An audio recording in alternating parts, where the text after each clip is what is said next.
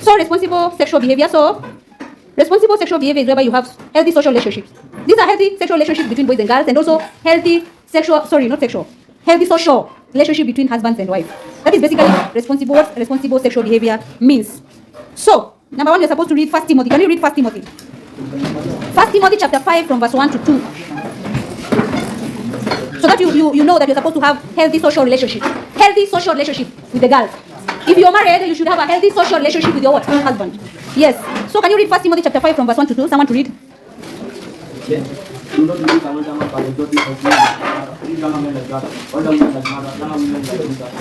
Yes.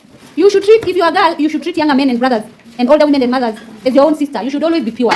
And then Philippians chapter 4 verse 8. What does it say? Philippians chapter 4 verse 8. Whatever is lovely, whatever is lovely, whatever is gracious, if there is any whatever think about these things. Whatever you have learned and received and hear and seen in you, good, and the God of peace will be with you. Yes, very good. So here you're being told that you should have pure thoughts. You should have pure thoughts.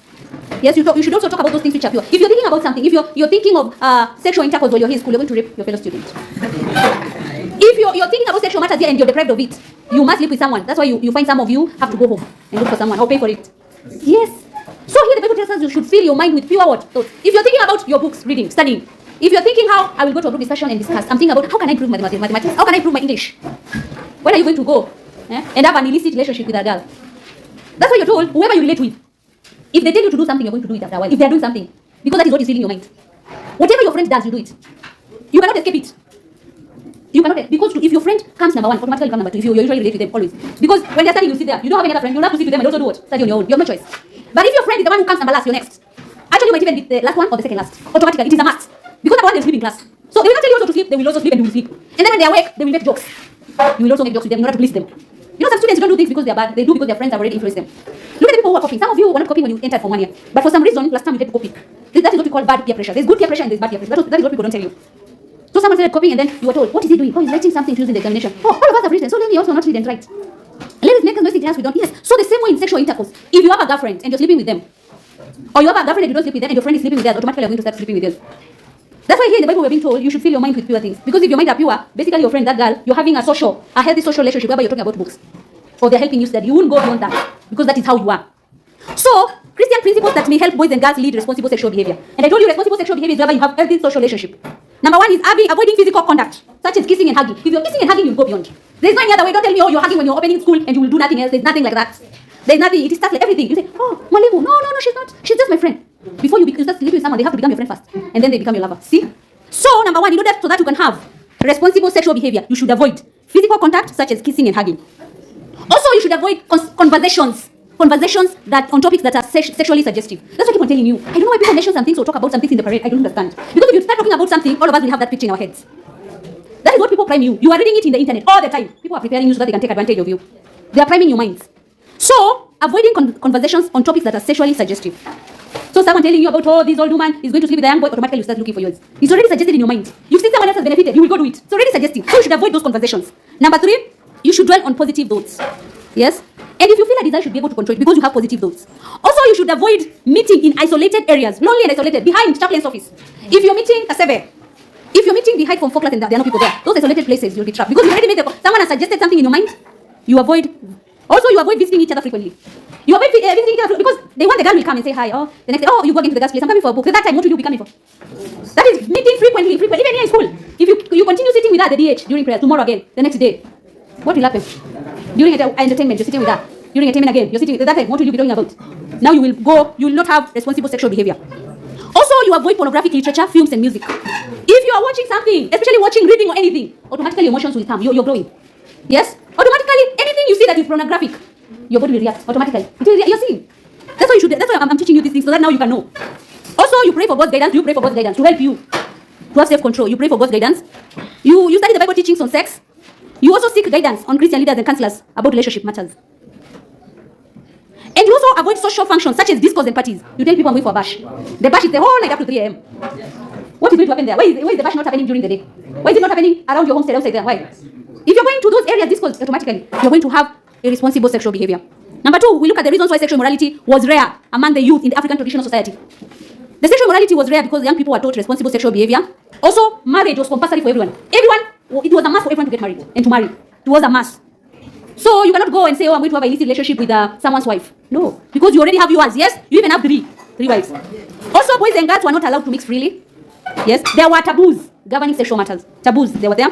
Also, severe punishment was prescribed for those people who had irresponsible sexual behavior. For example, in case you've been involved in incest, there were repercussions. Yes, and then the boys and girls slept in separate houses. Yes, nowadays your room is here, your sister's room is there. Your sister is sleeping there with your cousin, and you're there. So that's why when you grew up as a boy, you're supposed to build your outside house where? They're outside.